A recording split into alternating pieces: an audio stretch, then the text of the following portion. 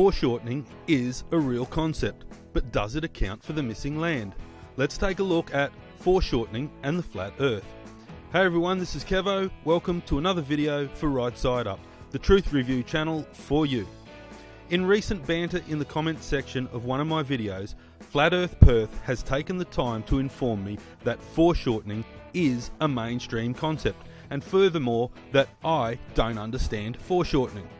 Well, I will gladly admit that I don't think that I had heard of the term foreshortening before, but when I searched it, I straight away realised that I knew of it and understood the concept.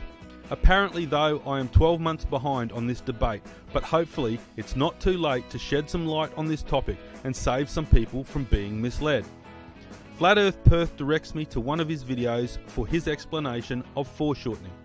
Let's have a quick listen to what Flat Earth Perth has to say. First, let's talk about compression, or foreshortening is another term you can use. The higher our elevation, the more of the island from the shore to the lighthouse we can see. This gives the illusion that the height from the shore to the lighthouse is greater or higher. This effect is nothing more than foreshortening. At the lower elevation, the same amount of land is being squeezed into a smaller viewing angle. Hence the term compression is sometimes used to describe this effect.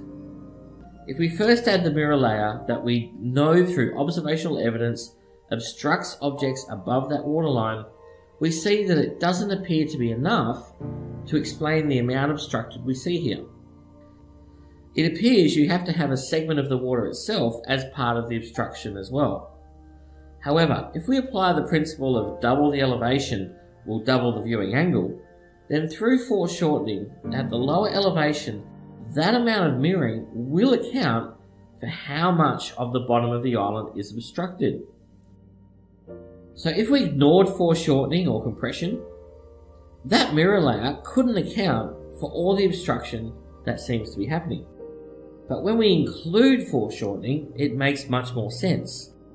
And the mirror layer will obstruct the compressed amount of the island missing. So in summary, the obstruction we see on Rottnest Island is caused by mirroring and foreshortening.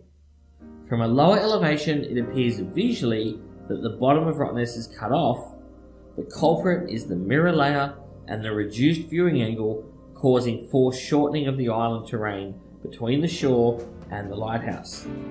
So Flat Earth Perth claims that foreshortening and compression are one in the same, and that it is the effect of foreshortening that causes the disappearance of the missing land.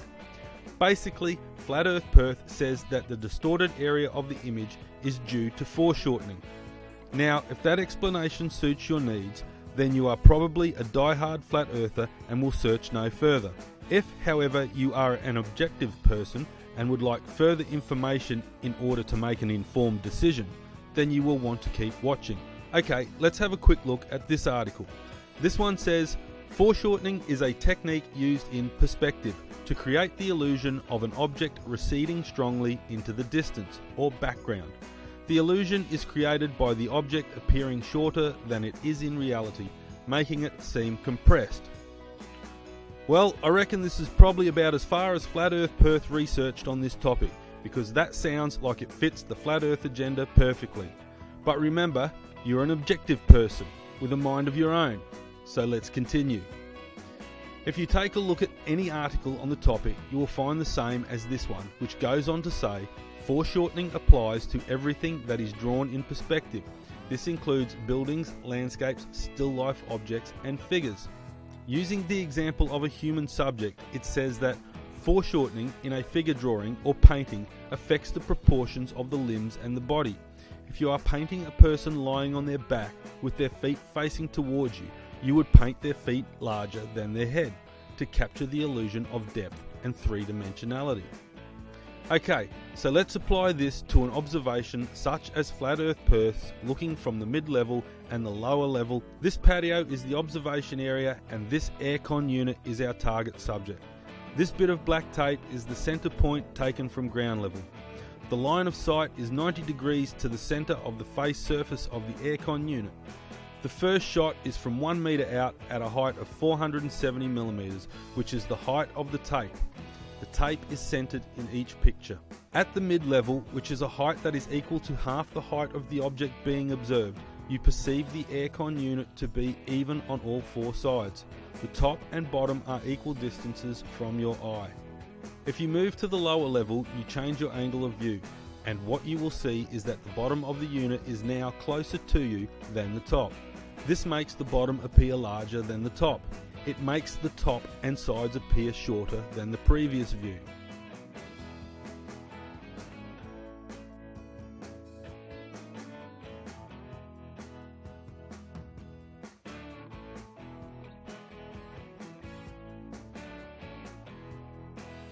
Right, now this example that I just showed you is from a point that is only a short distance from the target object.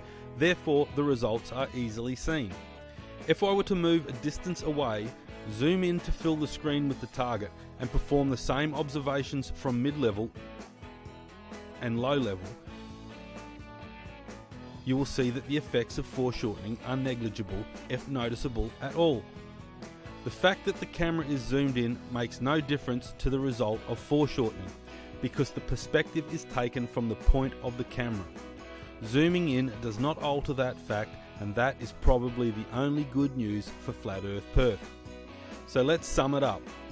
Flat Earth Perth says foreshortening and compression are the same thing, and that this effect appears at the bottom of the subject, whereas I have just demonstrated that whilst foreshortening does have an element of compression involved, the effect, however, is at the top of the subject.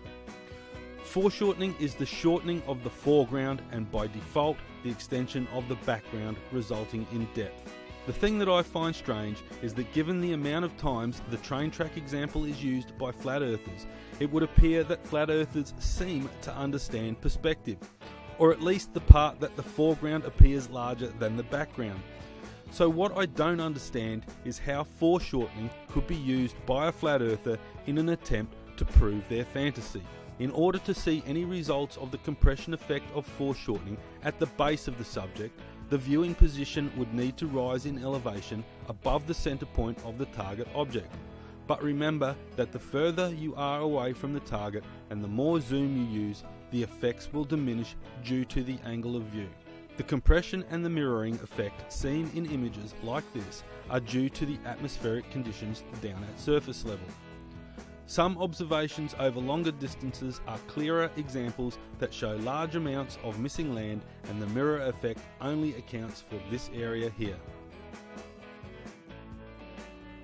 Now that you understand foreshortening, you can apply it to your observations. If you like this video, give it a thumbs up and share it everywhere. Subscribe and click the bell, and remember to search with an open mind, share what you find, and together, let's get everyone right side up.